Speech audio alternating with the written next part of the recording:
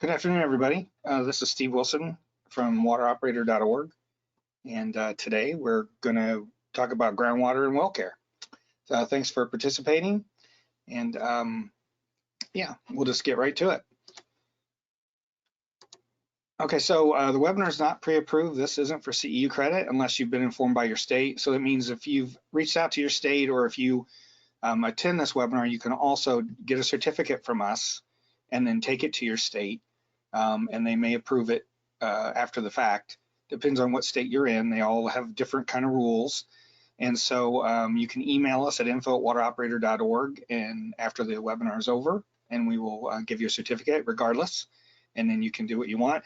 And if you need, like if your state asks for a set of the slides or any of those things, just email us and we'll get that to you. So this is being recorded and it'll be on our YouTube channel. So if someone else in your shop or one of your other folks in your plant can't be there today and as you think they should be, you can always share it with them later. At least they can see the material we covered. We do track all the questions you ask, as far as there's a question box or a chat box on in your GoToWebinar window. If something comes up during the presentation today and you have questions, just type them in there. Katie Buckley's on our staff is with us today, and she's monitoring that, and she's creating a list of those questions, and we'll answer them at the end. Okay. Okay. Oh, I skipped one. I got to go back. So I'm Steve Wilson. I'm a groundwater hydrologist at the State Water Survey. Illinois has a State Water Survey that's a sister agency to its State Geological Survey. So we house the state's well logs. We work with communities on water supply and water quality issues. And yeah, we've been around for 126 years. So in Illinois, operators and facilities can contact us, water systems, for information. We actually, by state law, the municipalities in the state of Illinois have to report their water use annually to us. And so we work with them a lot. And I forgot to change this. Jennifer Wilson is not with us today. Katie Buckley, who is our outreach specialist in our program, is here today. She's also the CEU specialist. And so she'll be fielding your questions today. Sorry, Katie. And Dick Meiliger from Municipal Well and Pump, who has many years of experience working on municipal wells, is our guest expert, so to speak. I do a lot of work with private wells and with monitoring wells, but not so much with municipal wells themselves, especially the issues that an operator or a water superintendent might have related to some of the rules or some of the things related to municipal water service. So Dick should be here today, and he does this every day. And so he's really a big help. He's who I go to when I have questions that I can answer from folks who contact us outside of these webinars. And we're glad to have him today. So I mentioned the water survey is 126 years old. It was started in 1895 because of cholera and typhoid outbreaks. So those are things we don't have to worry about today. But 100 years ago, before chlorine, before municipal water and wastewater, we saw a lot of problems with that stuff. And so the water survey was on the ground floor helping design treatment plants, both water and wastewater. As an example, this is a case of typhoid, the outbreak in Pana, Illinois in 1916. And so the interesting part here is they put in a new water plant in 1912, and only half the town in 1916 was sewered. And so our staff went down to investigate this 34 cases, I think it was, something like that, assuming it was one of those two issues. Ironically, the water plant wasn't being used yet because the mayor of the town at the time said it was too expensive to run. So they weren't actually doing any treatment to their system. As it turned out, neither of those were the culprit. It was the large milk container at the Pana Ice Cream Company that's shown in the middle there. It had gotten contaminated, and the way everyone got milk in town was they went to the ice cream company and used the same bucket to dip into this large tank of milk to take home. And so, but it's interesting, there's a whole history in our files of this whole episode. It went over months trying to solve what was going on. It's kind of an example of what we do, the work we do with communities, and again, it goes back over 100 years. This is us doing a pump test with an orifice bucket in the early 50s. Just some examples of things. This is the wells at the U of I that were put in. You know, if you've ever been around a rig, a drill rig, or helped install wells before, and when you look at this, these are 10-foot sections of steel pipe. They're welding spacers. They're riveting every 10 feet as well as welding it. You can imagine what it took to put in a municipal well back in the day, and this is in the early 20s. And so obviously we've gotten a lot smarter and advanced a lot of equipment these days, but it gets to some of the issues and you know, how important well water really is, and having the ability to get quality water close to your municipality. So a little bit about the water survey. We do things like pump tests for communities when they put in a new well. This is an orifice tube pumping at a constant rate. Step tests and aquifer tests. But we also collect a lot of data. I mentioned the water inventory program, where we collect water use annually from all the high capacity well users in the state, or water users in the state. We also conduct research studies. You know, communities have us go out and try to determine how much an aquifer might support as far as what kind of water supply, or water quality issues. We know there's, you know, for instance, in the Chicago area, the shallow groundwater up there is becoming contaminated with salt. And we've done a lot of research looking at what they can do about that, and where it's a problem, and which communities are going to have to treat, and things like that. We do house the state's well records, and that includes municipal wells, monitoring wells, private wells, you know, industrial wells. And we also run several monitoring well networks or observation well networks around the state. So we monitor water levels and aquifers. We also monitor rainfall and all the other parts of the hydrologic cycle, so that we can understand when an area may be in trouble, and when there's a drought, and those sorts of things. We also do well design. We do pump tests, community requests, I mentioned that, and we do a lot of education and outreach. It's, for me, that's one of the more fun parts of the job, is helping folks learn. This is working with some FFA students, where they had some, during the flooding. This is actually a really old picture from the early 90s, after we had the flooding in 93, where the Mississippi and the Illinois rivers were at, it was a 400-year event. And so, and this is Valmeyer, the small town.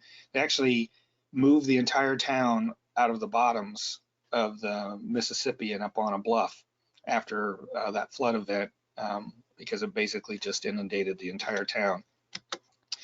And we do a lot of applied research, looking at contamination, well interference, all those things. The groundwater modeling we've been doing in the Chicago area has helped one of the communities on groundwater up there understand that they're going to deplete the aquifer if they continue at the rate they are.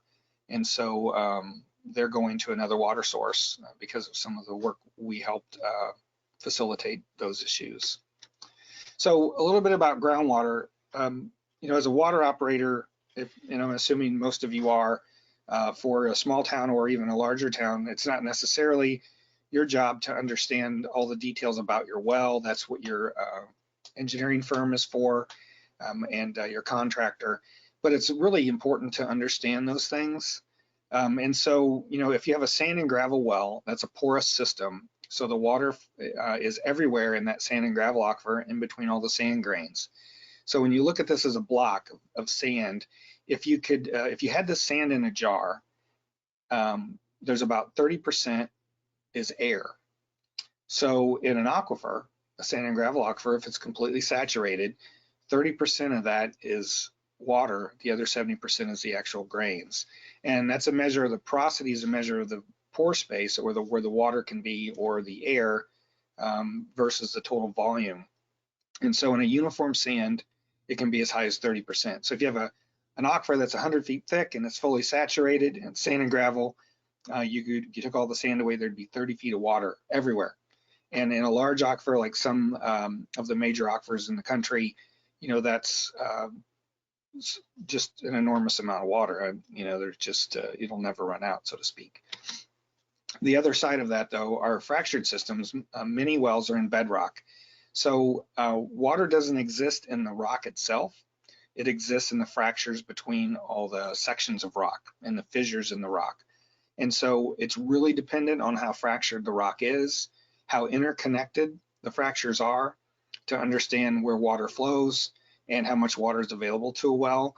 You know, if you have a well that taps and only encounters one fracture and it's pretty small, you might only be able to get, 10 or 15 gallons a minute out of a well, versus one that hits multiple fractures and they're well connected, could pump thousands of gallons a minute. We have areas here in Illinois where we have fractured bedrock, where there are multiple wells pumping thousands of gallons a minute for irrigation. And there's plenty of water available in that situation. As an example, here's kind of what you're looking at. So the upper three pictures are all sand. It's porous material. There's space between the grains. And if it's well sorted, which means it's more uniform, it has a little more porosity than if it's poorly sorted, even though this diagram kind of gives you the other impression. But what happens in a poorly sorted sand, which means there's grains of multiple sizes, those little grains can fit in between the larger ones and kind of plug up the flow and that sort of thing. Whereas in fractures, in the bottom three, it really depends on the type of rock. Granite, the one in the middle, is, it's kind of the basement, if you will. Usually there's other types of rock above granite. When you finally hit granite, it's considered the bottom unit, if you will. And a lot of times it's not very fractured. We see, in some fractured instances, you might have as much as 20% porosity or space. In granite, it's usually around 1%.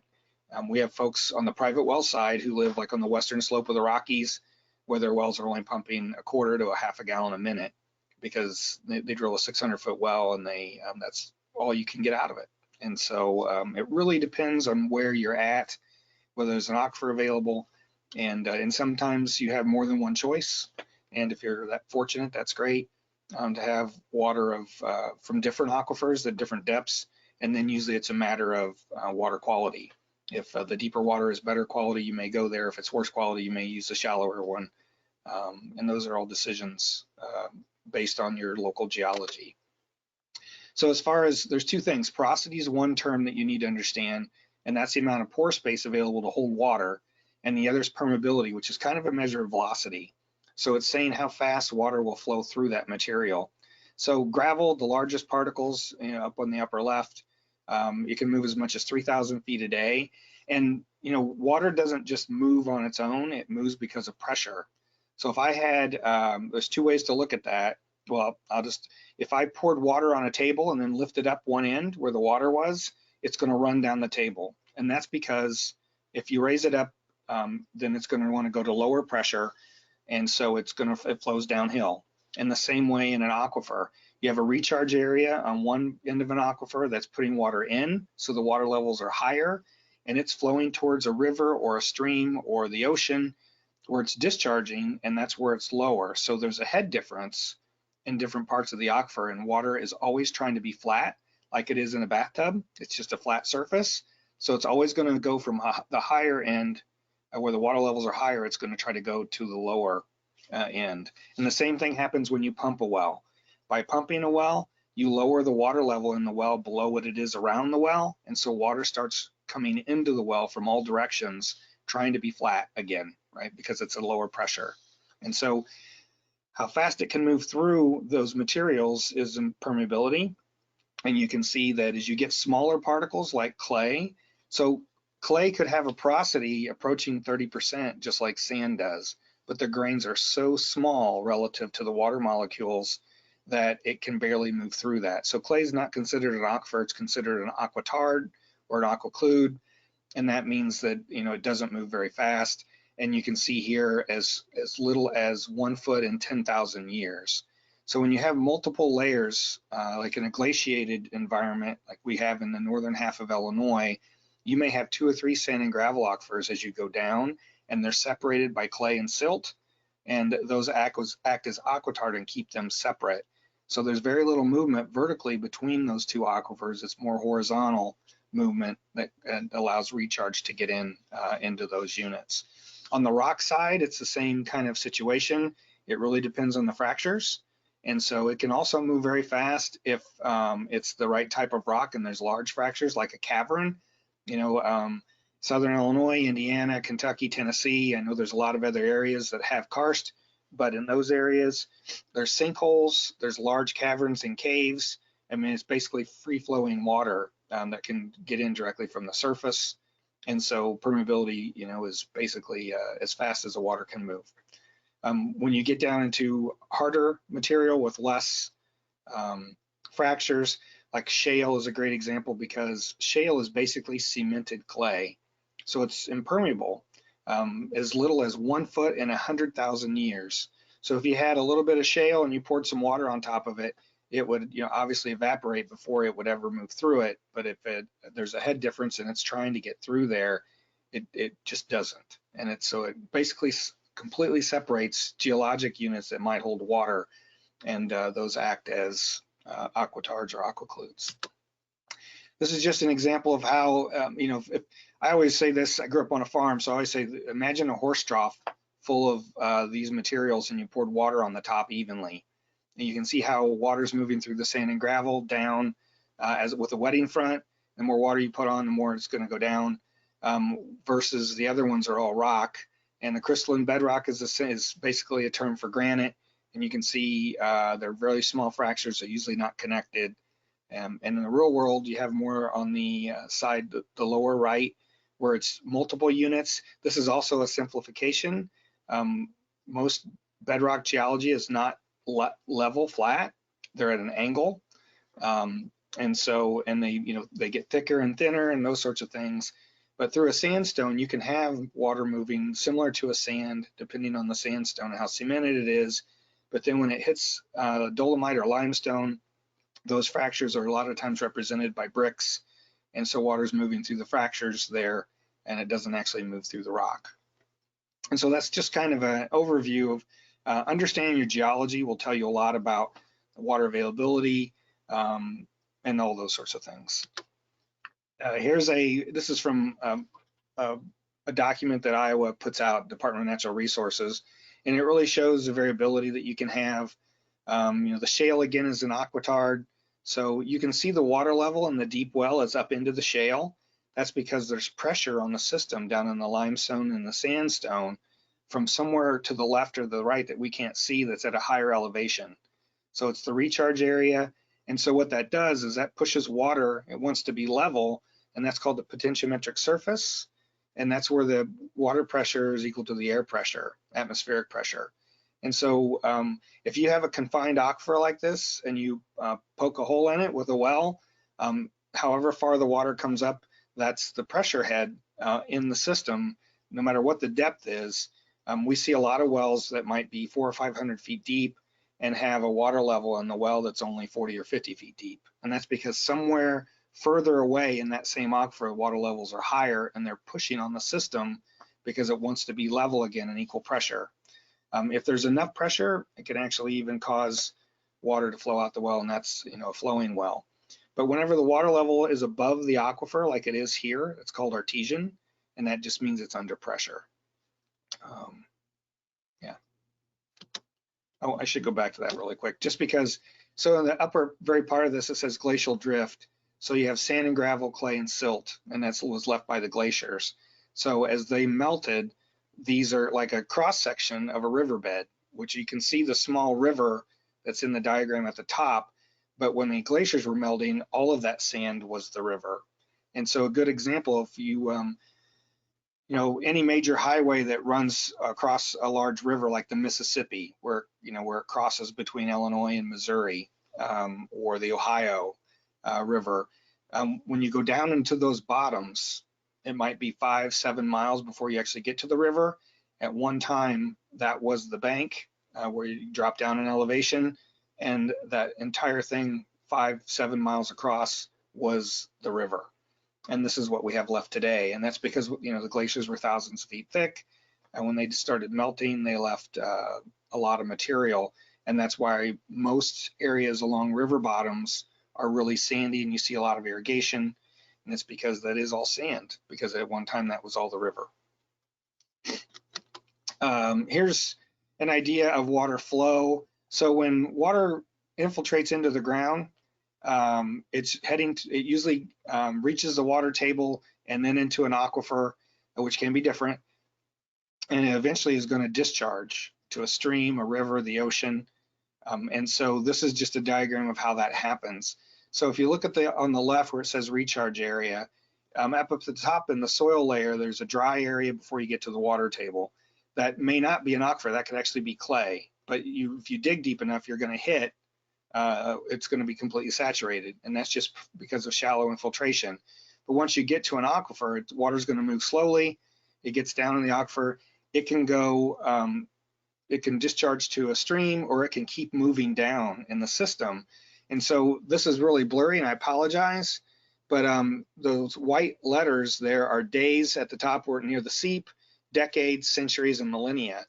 And so one of the things that we do as groundwater scientists is we can date these materials with looking at different constituents that are in the water and determine how old the water is. And so you may have some water that's down in this lower aquifer at the very bottom that it takes, 10,000 years or more for the water to actually move through and make it back to the surface.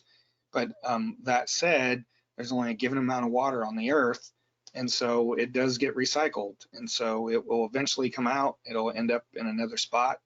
And yeah, that's how that all works. So as far as aquifers and wells, it really is the geology that determines the type of well you have. And I left in dug and bored, especially because we do see cases for non-community systems where it's a fairly small system. They may have a bored well because there's just no real aquifer in that area. And if you have a sand and gravel well or a bedrock well, those are usually drilled or driven. They're very different though, in how water gets into the well and how they're constructed. And so, as I mentioned earlier, there may be cases where you have choices. Here in Champaign County in Illinois, we have two sand and gravel aquifers. One is at about 70 feet, the other starts at about 200 feet. You hit bedrock at about 350, and then there's water in the bedrock that's also available. We see hardly any wells in the bedrock here, though, because the water quality in the sand and gravel aquifers is fine, and there's really no reason to go deeper. It's just more expensive. But you need to understand the geology in your local area is the message here. So these are just examples. These are really private wells, but these are examples of dug and bored wells. How they're constructed is they're a large diameter because they're meant to be a storage vessel. They're basically like a cistern, except the water's seeping in from the ground rather than coming from the roof of a house or whatever. But if you have a large diameter well, it means there's no real aquifer there. There may be, in this case, we're showing sand lenses at depth where water can seep in. And in both of these examples, that's 3-foot concrete tile. And so those 4-foot sections of tile are basically just set on top of each other, the male end to the female end. And they're not cemented, so water can seep in each of those cracks. And you can see with a little triangle, that's the water level. And so the idea is, I grew up on an old dug well that's very similar, except it was shallow, and water can't get into this very readily. There's a little permeability, and even though it's saturated, a lot of it's clay, so water moves in slowly. So it stores and builds up overnight. You use it during the day, it lowers. Then when it's not being used, it can slowly fill in. And so that's the reason you have a large diameter well is for the storage. And it's because you're using the water table most typically. And again, we do see these sometimes for non-community systems where it might be a small camp or something like that. And so I included it here just so you understand. The other issue is you find these wells in your community or nearby.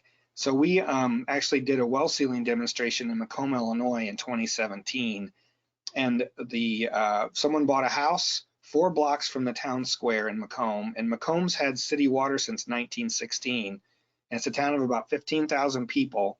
So just 4 blocks from the town square in town, someone bought this property, and they realized that there's this concrete pad in their backyard. It was right up against their house, and I had a small circle in the middle of it. It was from an old hand pump, And so they figured out, they called somebody at the Western Illinois University and they figured out it was an old dug well. And so we did a well sealing demonstration where we plugged that. It was only 22 feet deep, filled it with bentonite.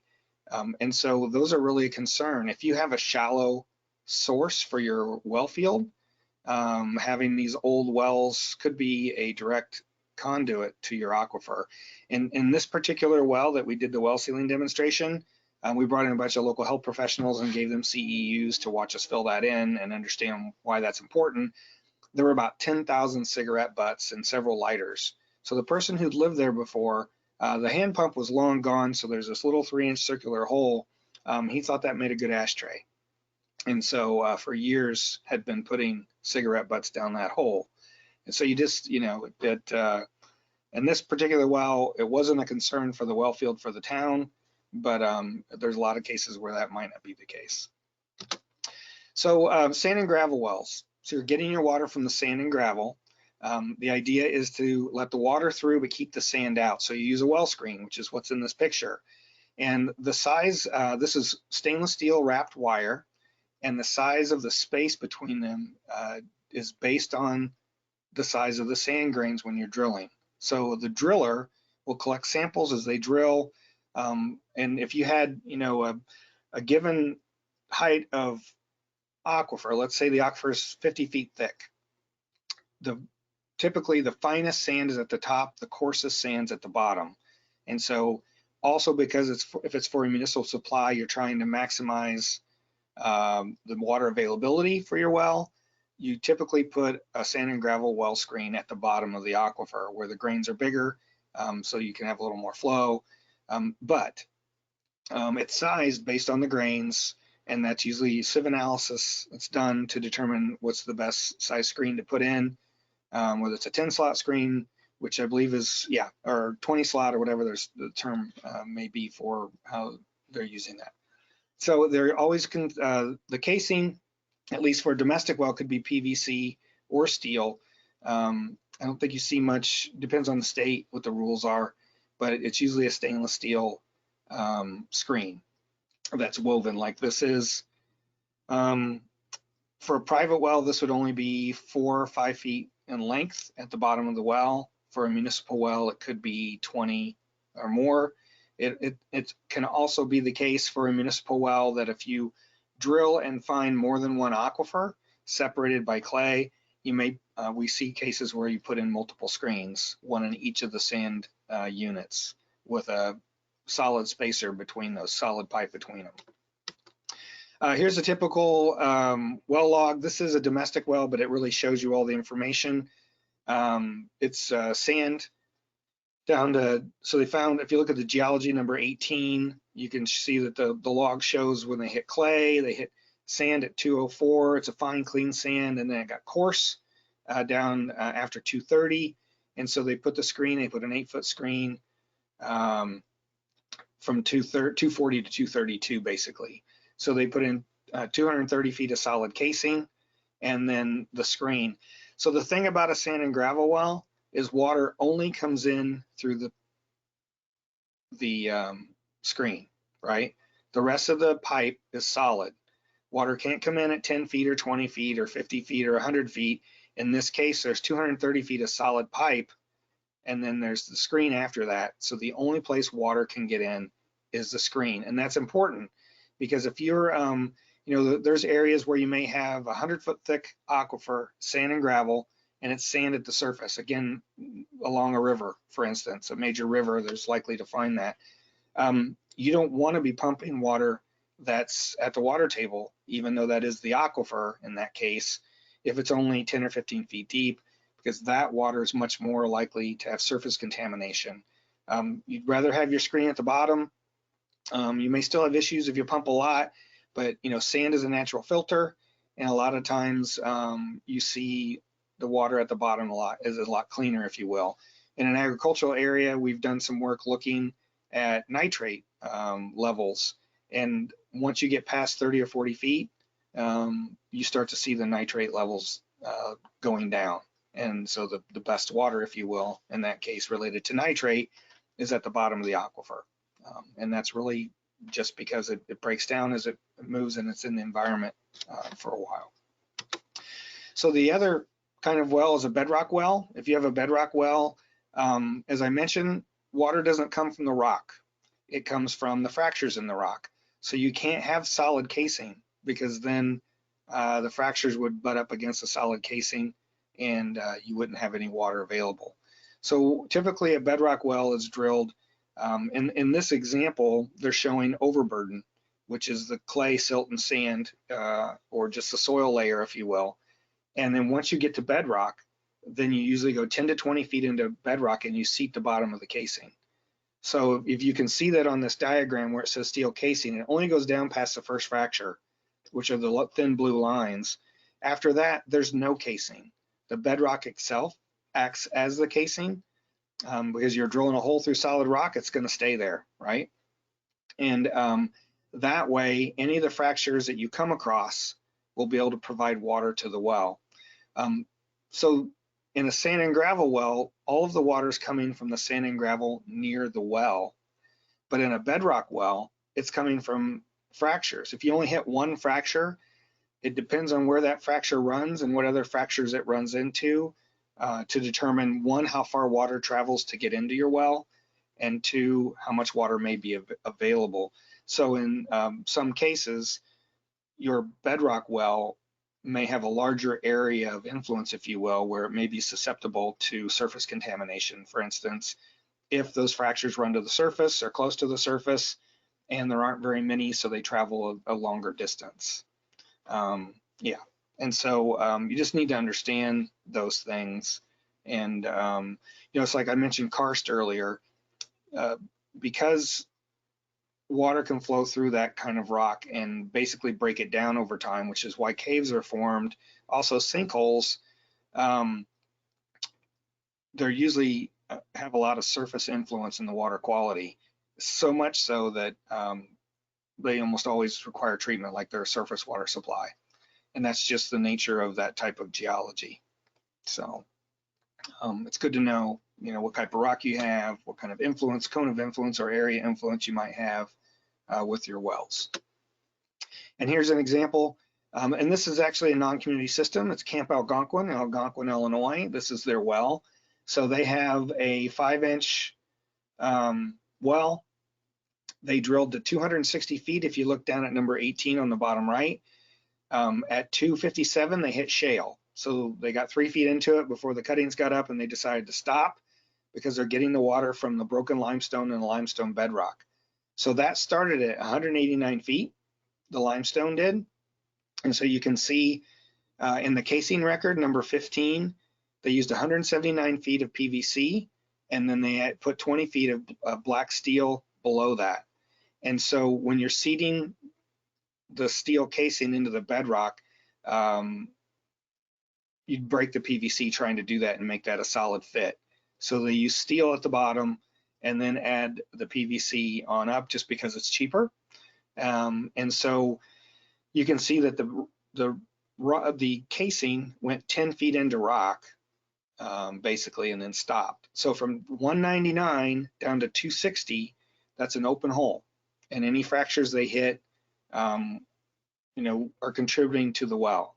Anything above 199 is not contributing to the well because it's solid pipe. In this example, they have their static and pumping water level. So the static water level is 130 feet, which means it's artesian. It came up to 130 feet below land surface, even though the aquifer starts at 189.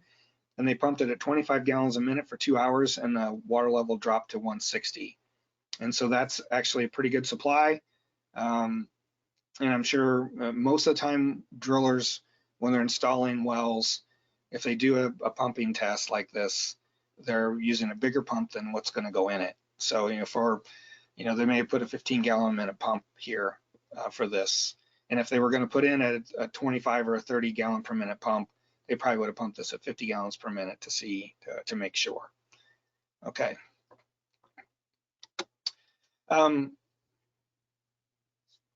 Major sand and gravel aquifers. So It really depends on where you're at in the country, but these follow ancient riverbeds here or current riverbeds, right? So the Mississippi's on our left side of the state.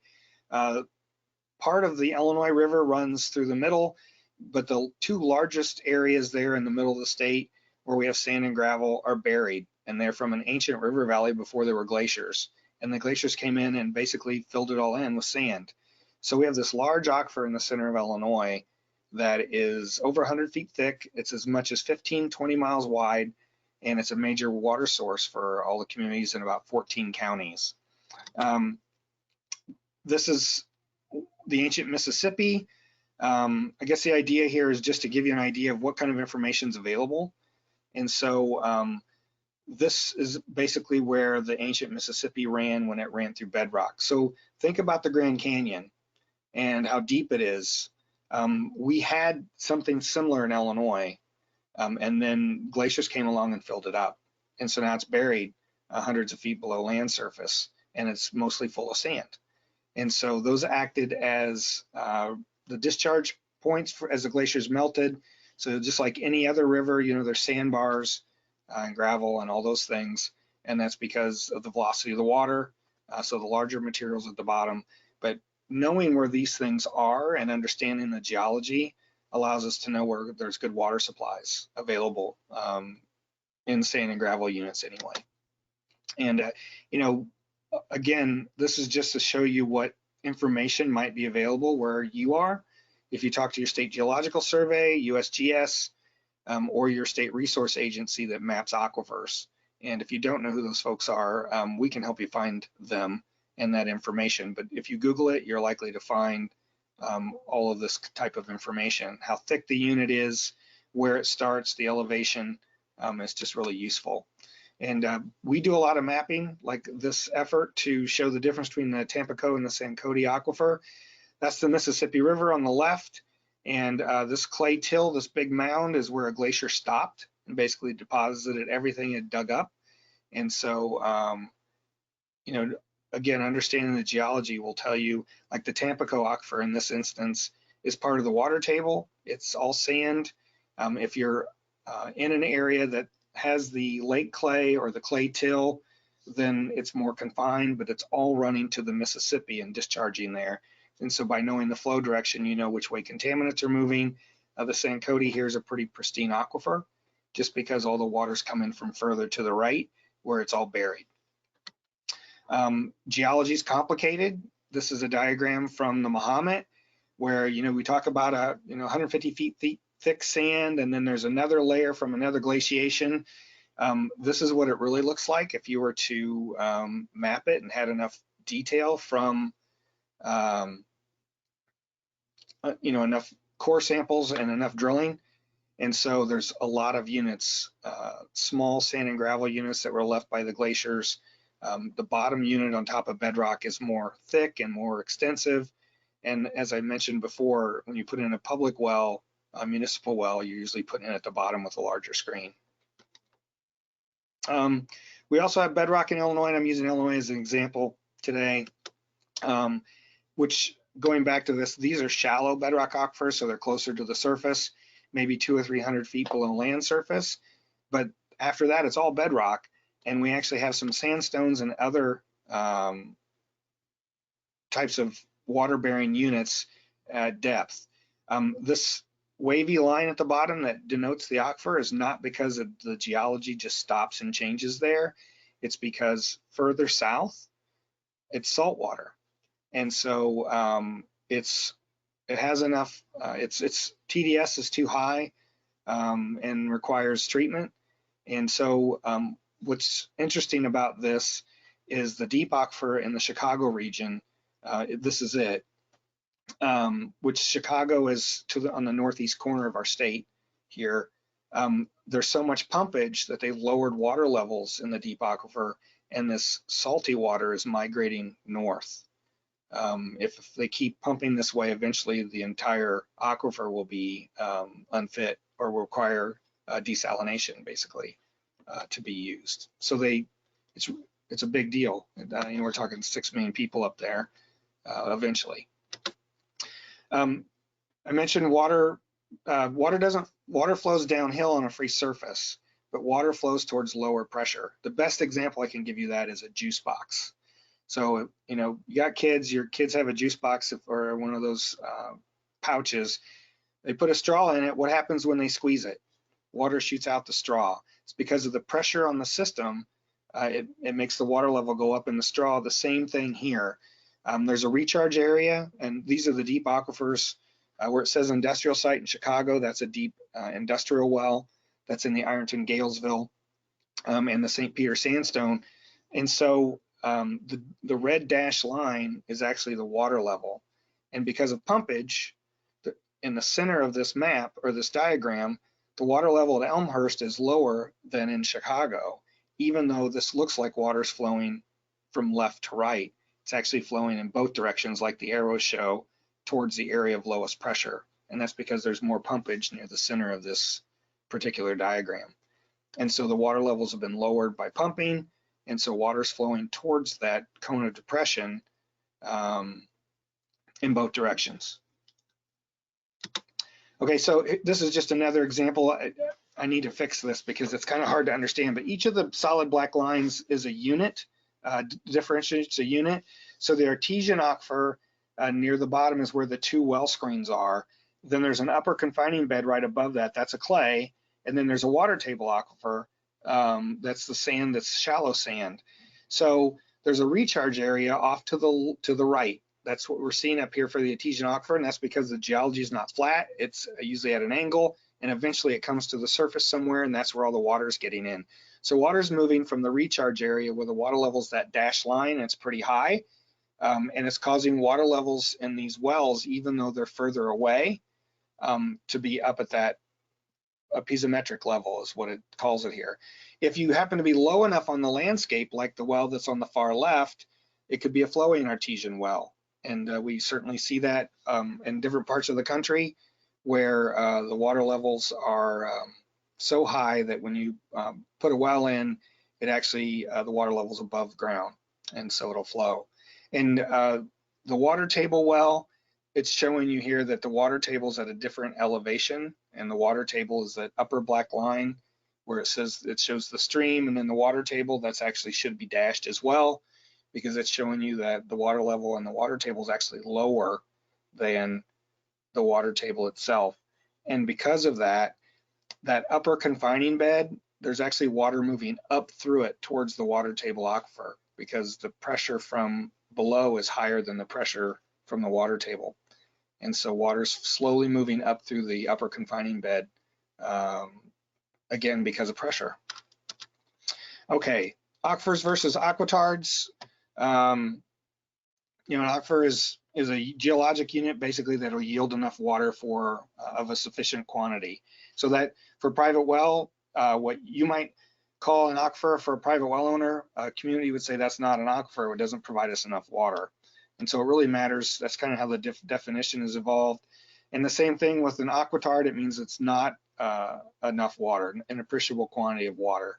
And so, or that leakage isn't enough through there. And you can have confined or unconfined. An unconfined aquifer is like the water table. That's where the free surface in the actual unit is at atmospheric pressure. And so above that, it's not saturated. And so again, if you start digging almost anywhere, at least in Illinois, you're within the upper 10 or 20 feet, you're going to hit water, even if that's clay. And that's just the water table. It's not necessarily an aquifer. But that where that is, it means the pressure is actually atmospheric. In a confined aquifer, like the example we just saw, it's under pressure, so the water is rising above the top of the aquifer, and that's an Artesian aquifer. So here's our unconfined aquifer, and there's a water table. We have two wells. They're both showing the same water level, because, well, again, water wants to be flat. If we add an aquatard in between, the water table in this case is the upper well, and it's the solid blue line, and then the potentiometric surface, which is the pressure head in the deeper well, because the confined aquifer is under pressure, comes up in the well to somewhere above the aquifer. And that's just an example where, yeah, there are different elevations. In this case, the water table has a higher elevation than the confined aquifer. So even though it's moving very slowly, water is actually moving down through this confining layer towards the confined aquifer. Again, because of pressure. Whichever one's at a higher elevation has more pressure and it's pushing. So in a confined aquifer, you can have a water level that's above the aquifer but below the water table. If it's above the water table, it's considered artesian. Actually, if it's above the aquifer, it's considered artesian. And then if it's flowing, it's still artesian. A lot of times people think artesian means it's a flowing well. It isn't. It just means it's under pressure greater than atmospheric at the top of the aquifer. And so a lot of confined aquifers have wells that are artesian.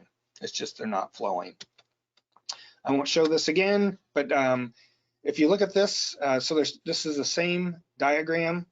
And so the numbers there represent elevation. So at the pumping well, the elevation is 400 feet mean sea level.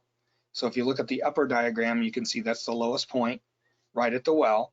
And then as you move away from the well, the elevation of the water goes up, and that's why you see that cone shape in the upper diagram. And when you pump a well, you lower the water level there, and so water starts trying to fill in. And so the arrows are showing you that water is moving in to the well from all directions. And that's assuming this was a uniform sand in all directions, 360 degrees, you'd see these elevation lines would look just like this. And of course, that's not reality. There's barriers, there's boundaries, there's differences in geology. And so I would be shocked to ever do a pump test with observation wells and have a cone of depression that looked like this. But this is idealized what's happening, just for your reference. If you have two wells, it would look like this. And again, they interfere with each other because there's not enough water available if they're too close to each other. You can even have cases where if the wells are too close, they may dewater the area between the wells.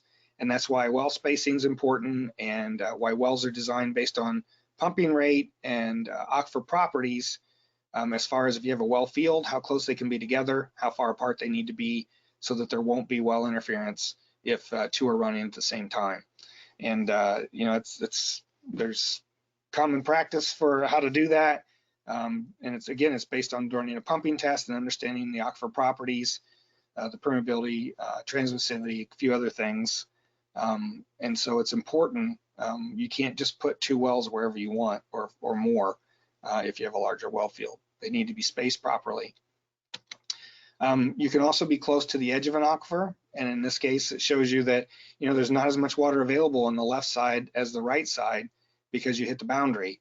And so you have infinite aquifer on the right side, basically, and so water can keep coming in from the right, but from the left, you have a limited quantity because of that edge. And so that's what the drawdown looks like in the bottom part of that diagram. And it has more influence. So if you put a well and you're pumping a lot, say you're pumping 1,000 gallons a minute, and there are private wells in the area, you're more likely to dewater the wells near the edge of the aquifer and cause interference problems. And so it's just, important to know how all that is. And on the opposite side, if your aquifer is connected to the river, a river is considered a constant source. It's, the elevation, you're not going to pump enough to change the elevation of a large river. And so it's always at, and in this case, 445 elevation. And so that basically, it's why you have the steep cone of depression on one side and the very normal looking one on the left side, because the river props up the water levels in the aquifer as you pump it. So yeah, all these things matter. Use to yield. So we know in the Chicago area, 6 million people, one of the largest groundwater users is Joliet, Illinois. And recently they've realized that through a lot of modeling effort and looking at water levels and historic levels, that they can't continue to pump from the deep sandstone without permanently affecting the aquifer and their neighbors. And so they're working on a plan by 2030 to go off of the aquifer. But this is from 2000, and this is a use to yield for the shallow and deep bedrock aquifers. The shallow is on the left and the deep is on the right.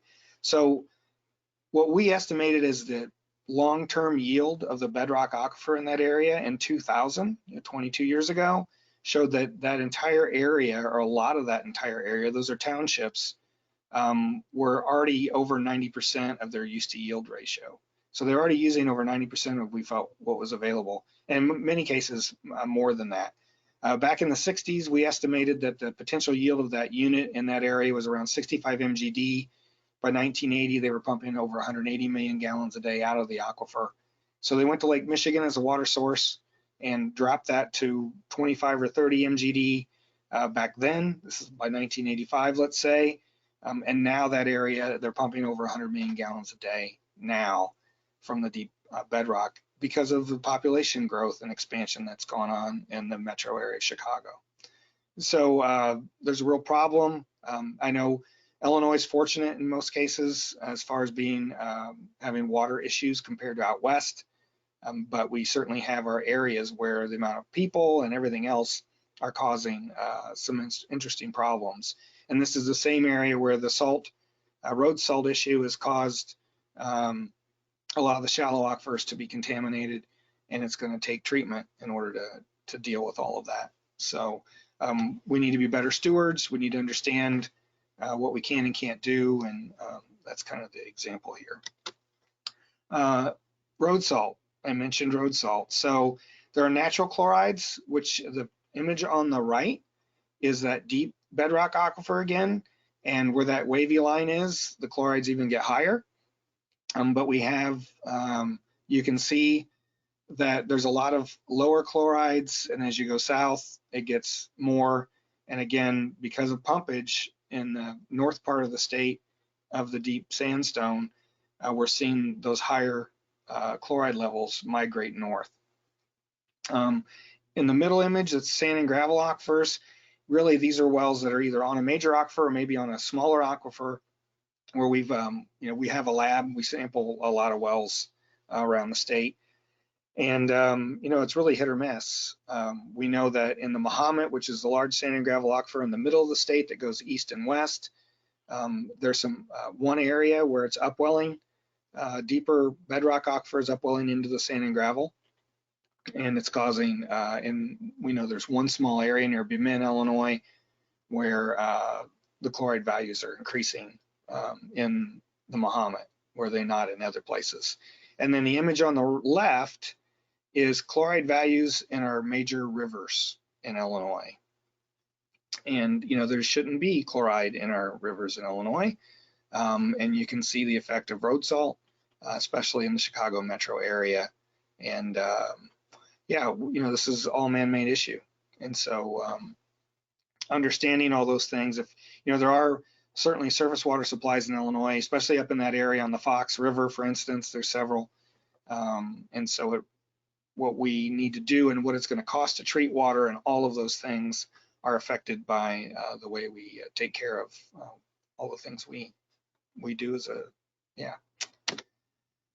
here's some of the communities in the north part of the state, and you can see over time how their chloride values have increased. East Dundee, for instance, has went from around 10 to up around 70 or 80 milligrams per liter chloride.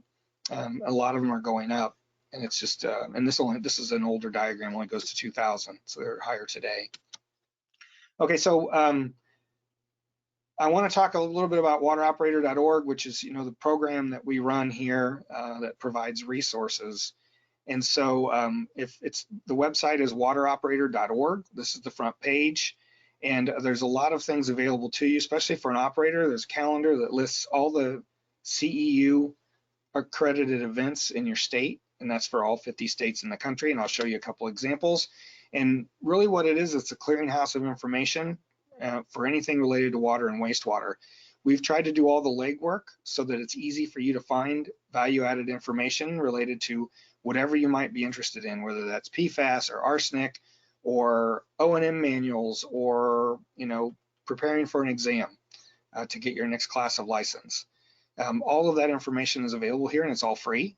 This is all funded through US EPA and RCAP, and so we're able to provide this information. And so what we do is we search the web, find this information, vet it, and then put the best materials and make them available here so that you don't have to do all that legwork. And you can call us, email us. If you're trying to find something and you can't, we can probably find it for you. If you need help, we can get you to a TA provider, all of those things, no matter where you live in the country. So there's about 800 organizations that provide training or information that's useful to operators. So we link to about 15,000 documents that are on those 800 websites. And we also have a national calendar where we list, it says 13,000 events annually. It's probably more than that, just because there's a ton. And that includes, RCAP, Rural Water, the Water Environment Association, WEF, and AWA and all their state affiliates, all the federal, EPA, USDA, everyone that provides resources, environmental finance centers, and then other vendors that may have information freely available. If it's behind a firewall or if you have to be a member to see it, we don't list it. We only list things that you don't have to be a member of anything to find the information on our website, and we only link to things that are freely available and publicly available. And the idea is that we create a search tool that's supposed to be logical and easy to use. And we written a summary of every document, so that when you go to look for something on a given topic, you can read the summary rather than have to download the actual document until you're sure it's what you want. And that used to be a bigger deal. When we started our program in 2008, there were still people using dial-up, and downloading a large document was an issue. That's not as much of an issue today. So again, go to the front page. If you go to the event calendar, which was at the top, it brings you to this page. There's a select button. And so what you do is you pick your state. Oh, well, first, not below that, I forgot to mention, we've done a lot of webinars on different topics, and they're below the calendar. So if you go to the calendar page, if I go back, this is the top of the page. If you scroll down the page, you'll get to some of these resources on different things, RTCR, even social media issues. If you're trying to start one of the biggest problems we have is that all the folks that use municipal water don't understand how valuable that is and how lucky they are. And instead, they just assume it's safe. And they just assume that it's always going to be there, and they don't bother to understand what it takes to actually provide safe water. And so the more you can do to engage all your customers, even though that's not your primary job, the better off you'll be at when there's an issue or whenever you need support for infrastructure upgrades or whatever. And so, we really encourage you to start social media in your community if you don't already have that kind of a program. And if you need help with that, we'd be glad to help you. And that's just one thing I wanted to mention. So I'm in Illinois. So if I go to a state, I clicked on the select button and pick state. There's a drop down of all the states. I went to Illinois. This is what populates on the calendar for March. Obviously, we're at the end of the month, but all the organizations in Illinois that do training, or in our Illinois EPA is our state agency that's a primacy agency, and they do all of the certification in our state. There's community colleges, Illinois Rural Water, Great Lakes RCAP, Illinois Section AWA, and our Water Environment Association, along with others. ERTC is Environmental Resources Training Center. It's an operator school, basically, down in Southern Illinois, and they also do classes on for CEUs for operators. The nice thing is this includes everything that's going on in our state, irrespective of who the trainer is. If it's worth CEUs, we list it. And so if Hawk, for instance, I don't see any Hawk courses here, but if Hawk were going to be in Illinois and do a training on some of their equipment, and they do go to the trouble of getting CEUs approved in Illinois, we'll list it here. And if you're an operator in Illinois and you use Hawk equipment, that's an opportunity you might not be aware of. And so you can click on any one of these and it'll give you more details. I'll go through that. I also want to point out you can search by type, certification exam, training workshop, or you can say webinar. And most of these are webinars today. Before 2020, there were very few webinars going around the country, and now there's 50 a day going on around the country. But if you are not in Illinois, but you're interested in understanding electrical drawings, our Illinois section of AWA has a class, It's likely not free, but it is where CEUs in Illinois. And so if you click on that, it pops up this box that tells you all the details. It's a link back to their page to register. It costs $48 if you're a member, $72 if you're not. If you're in Illinois, it says it's worth Illinois drinking water, wastewater, RTC hours. So it gives you all the details. So we enter all of this information in for every event going on in the country, and you can search for your state. It's one of the most popular parts of our website. A lot of operators use it because if they need to find a class that's going on right away, this will list it. Another one, this BHC Beginning Drinking Water C&D. I think this is Blackhawk College, isn't it? Yeah, it is. And this is a little more, it's $565, but it's, this is basically a preparation for taking the exam. It's Mondays for 11 weeks. And so if you're trying to get into the industry, they offer a program to do that. And so you can find all of this sort of information on our website. I did want to show you if I don't pick a state, but just say all the webinars in the country, this is what the first week of March looked like. And this isn't even the bottom.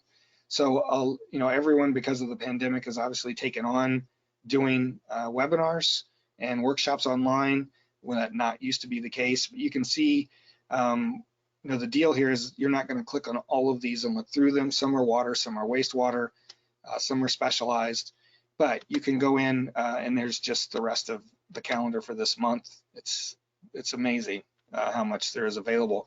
But if you're interested in a topic and not necessarily interested in CEUs, you can find it here. And it may be in California or Ohio or Pennsylvania, but it's a webinar, so you can attend it no matter where you're at. And so you can search for it that way. If you look for groundwater, the calendar is a lot more reasonable. And so NPTC has a small systems operator CE class on groundwater contaminants and treatment options.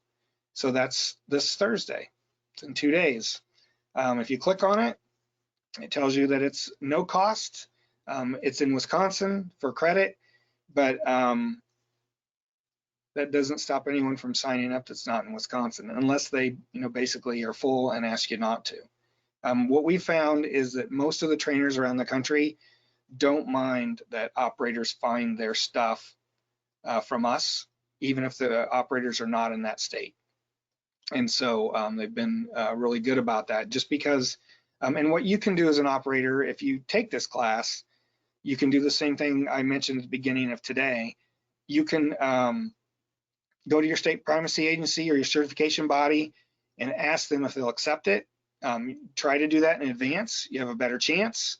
But if not, you can then ask for the, well, if you have to do it after, that's fine, but you can ask for the slide deck, tell them your situation. So you'd contact, in this case, you contact Angela and say, I'm in Illinois. I'd really like to take this. Could I, I want to see if my state primacy agency will accept it for credit.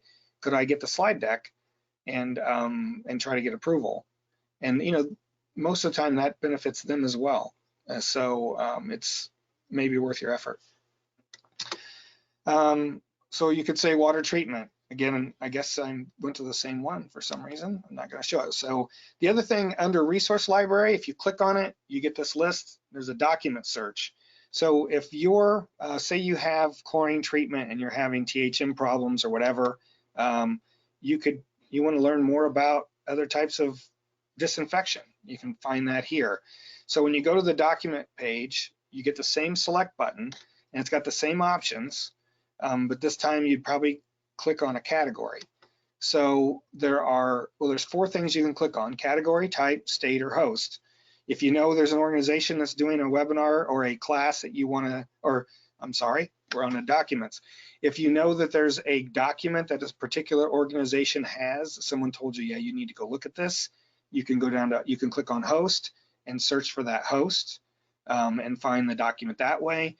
If not, you can search by category, which I'll show those in a minute. Or if you know you want to watch a video, you can say videos for type, it'll narrow it down. Most of the time you're not searching by state, because a lot of the information that's provided, no matter what state you're in, is really, like dosing chlorine. Dosing chlorine doesn't matter what state you're in, right? It's if there's a really good document, you should use it for math, for instance. I tell people that they should go get the math books that the West Virginia Department of Health and Human Services provides.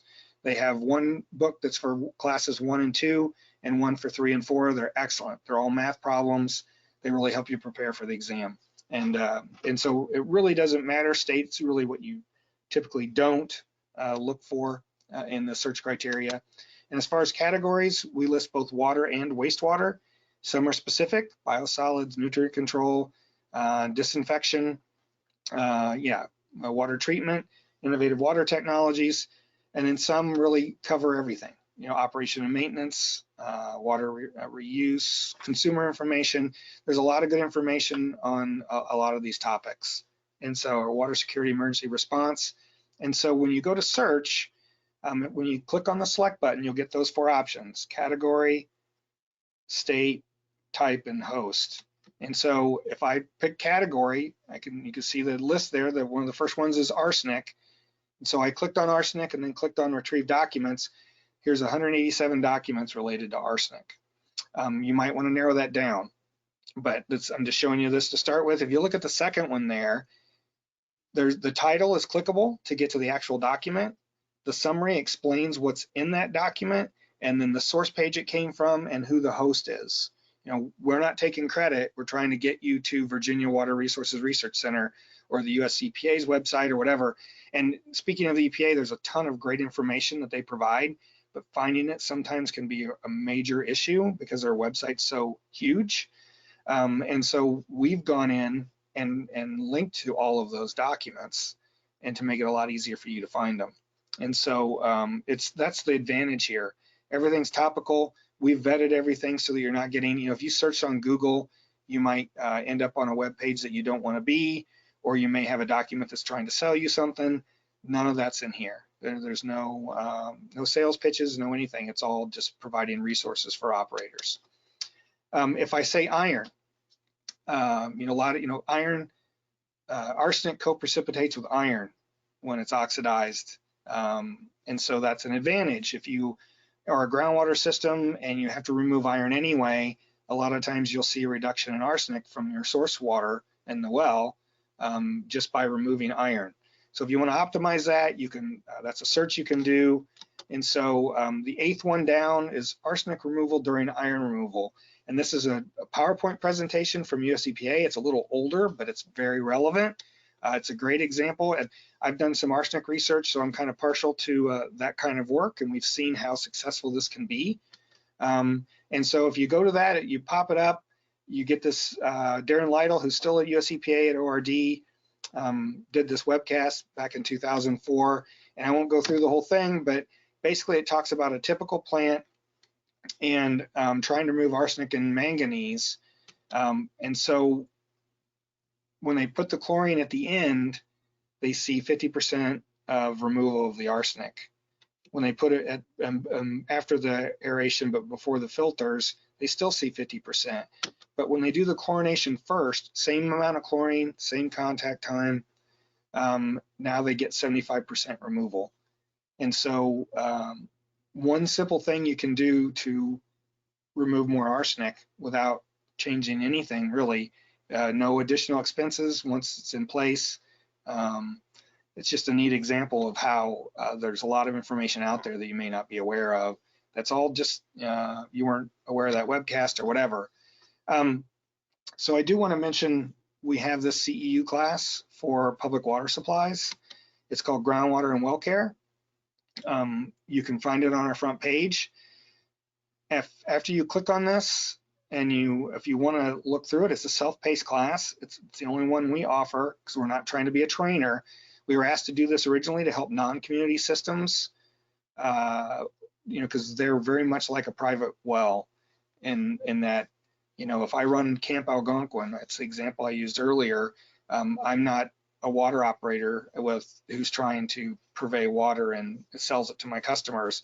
I'm someone who's trying to run a camp, and having to meet the EPA regs and make sure my water's safe is just another burden on me with all the other maintenance and everything else I have to do as the leader of a camp. And so this class is meant to be a basic groundwater and well care type of class. But we found that a lot of states will approve it for licensed municipal operators. And so there's a list, and that's why I mentioned all this. Once you click on it, the link to get to this page, scroll down and read the material first. Some states accept this for 1 CEU, some accept it for 2, and some don't accept it at all. And it's just, there's a lot of funny rules. Every state's a little different. Washington State, we work with them directly a lot. They're great to us. They have operators come to our website to look for classes, but their law that was passed by their state legislature says that they won't accept a class that's less than 3 hours that's online. And ours is only 1 or 2, and there's no way to make it 3 per se. And so we can't offer CEUs there. And that's just the way it is. Yeah, and so here's the states that are accepted. I forgot I put this in here, I apologize. And for 2 hours or 1 hour. And so you can certainly take it if you want anyway and learn a little more. But yeah, it's an interactive online class. Just walks through basic stuff about the hydrologic cycle, and you take quizzes for each of the 7 chapters. I guess there's 8. And so, yeah, and then once you're done, you've created a login and all that stuff. We put out a newsletter every 2 weeks. It's an online thing. There's no fluff in it. It's all information that's useful to you about things that are going on. OWIA, this is from March of 19. At the time when it first came out, what you need to know, all that kind of stuff. And so if you're interested in that, you can go to our webpage. I should have included a slide. On the front page at the top, the menu items, one of them is newsletter. Click on that, it'll take you to a page where you can actually see all of our past newsletters. Look at a couple of them. If you think it's useful information, then you can sign up and you'll receive it. I know one came out today. So that's what I have. And if you'll hang on, it looks like did Dick join us, Katie? I sent him an email and I also texted him, but I have not heard anything back from him. Something came up when you work for a drilling company. Sometimes those things happen. Okay, so I'm going to pull this over and make it larger. So hang on a second.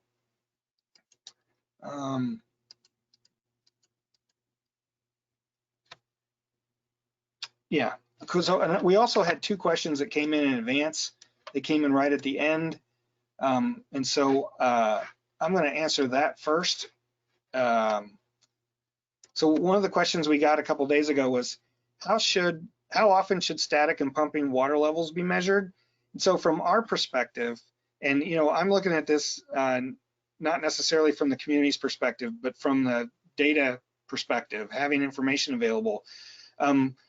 We think that, a lot of times we're measuring wells, like in the Chicago area, we're working with a lot of the communities up there, and most of them have airlines. And so we're measuring through airlines, which isn't necessarily the best way. Depending on where water levels are, you can get an air, or if you're not sure, you also have to convert from PSI to feed and all those things. And so we're trying to encourage folks as a best practice. Anytime you put in a new well, put in a piezometer tube, just a 1 inch or 1.5 inch tube that goes down and it's perforated on the bottom down in the well. Then you can drop a transducer in that. And if you have a SCADA system, you can connect it to that, or you can just have an independent monitoring device with it. And then you can measure water levels anytime you want and all the time. You can collect both pumping and static, and it gives you a lot of great information. One thing that happens with wells is iron buildup and eventually or wear on your pumps. And so you may think you're pumping still 1,000 gallons a minute, and it may not be nearly that anymore because of scale in your drop pipe or something like that. And you'll know that if you're measuring static and pumping water level. When you first install a well, it may have 30 feet or 50 feet of drawdown. After 5 or 10 years, if it's not maintained and taken care of, all of a sudden that may be 35 and 15 or 10. And that doesn't mean that your well just doesn't work as well. it means that there's something going on that's preventing your pump from pumping at its optimum rate. And so that's what we would recommend, so that way you can get water level measurements at any time. And I understand for some small systems that's not necessarily an option because of the expense. But if you have the ability, that is the way to go. So how do you sound, size, an aquifer? I'm not sure what you mean by that, to be honest. So yeah, I guess if you could provide more explanation in the chat of what you're, I mean, as far as sizing an aquifer, I mean, the only way to know on a large scale is to use driller's logs and map it. And you understand where you have data. If you have enough data, you can map the thickness. Those maps are always being revised when new wells go in or new drill holes are put in. But for a local area, the way to understand how much water might be available from your well in an aquifer is to do an aquifer test. And that requires pumping your well at a specific rate and also monitoring water levels in that well, as well as several observation wells that are nearby. And by doing that, you can determine the properties of the aquifer, and knowing the drawdown and how far away that affects things, you have an idea of how quickly water can get to the well, and it's a pump test analysis. And so, and I'm hoping that's what you mean. But if, yeah. So how long is an approximate life of the screening material in years, and what, again, is the screening material? Well, so, the well screen, a well screen is very much like the screen on your door, right? The screen on your door lets the air through, but keeps the bugs out. The screen of a well lets the water through, but keeps the sand out. So there's two things that you do when you install a sand and gravel well. One, you size the screen based on the particle size of the sand where the screen's going to go at that depth, and you use that from the drill cuttings. But you also put gravel pack, it's called, which is it's sized based on your screen size around the screen. So the borehole is bigger than the actual well itself, and so you put gravel pack around the screen, so that'll help catch those smaller particles and keep your well from pumping sand. And as far as approximate life, wells, as long as everything's properly done and you've properly sized the gravel pack and your screen, we see wells that are 80, 100 years old that are still in use. But you can also have wells that only last, 10 or 15 years if that's an issue, or if the water is really corrosive, or, there's a lot of things that go into that. But usually the screen is made of stainless steel. They're built with different slot sizes. So like the example we used, they were 12 and 14 slot, and that's hundredths, I'm pretty sure, of an inch. So, but that's a decision that's usually made from drill cuttings and sieve analysis as far as what size of screen to put in. And then there's a corresponding gravel pack that matches that. So, Katie, did we get any more information about this first question? No, he just said, thank you. You answered the question for him. Okay, and there was one other question that came in today. Someone who registered, it says, well, what does hydrofracking really do? So, hydrofracking is different. I mean, it's the same concept, but hydrofracking is applying enough pressure down in the fractured rock that you can cause the fractures to expand or to create new fractures. So a good example would be if you drill a well and you're only getting 25, 30 gallons a minute and you need 100, it may mean that you drilled in a place where you've just basically missed all the major fractures that might be down there. If you hydrofrac that, you apply enough water pressure to basically force the rock to fracture more. And that's what you're trying to do, is to create more fractures that are more interconnected. And sometimes when that happens, the rock breaks at the right place and it connects you to a large fracture that all of a sudden it could double your output or more. And so, and that's been going on for, 70 years, hydrofracking for water wells. Yeah, and that's something I've never done, but I know that's the purpose. And it really can, depending on the situation. And I'm not an expert at all. If you have a specific scenario and you're in a specific type of geology, you need to find someone who really understands where that's been successful. And I guess I would suggest that you reach out to other communities nearby and see if anyone's done that work in the past and if it's been successful, because that's probably the best indicator of whether it'll work for you. Okay. Thank you for attending. That's all I have today. Again, info@wateroperator.org. You can email us. Yeah, and this should be changed if this isn't for CEs ourselves.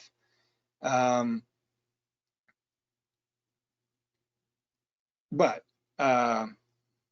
we can certainly give you the slide deck and yeah, and help you if you need to know who your primacy agency is or some of those things. We can help with that too.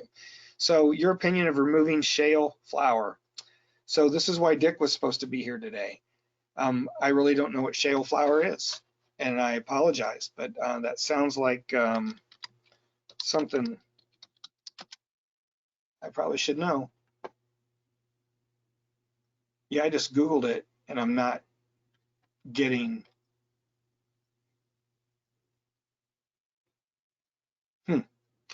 Yeah, I don't have an answer. I can, if you want to email us, I can ask Dick and get back to you, but I don't know what shale flour is.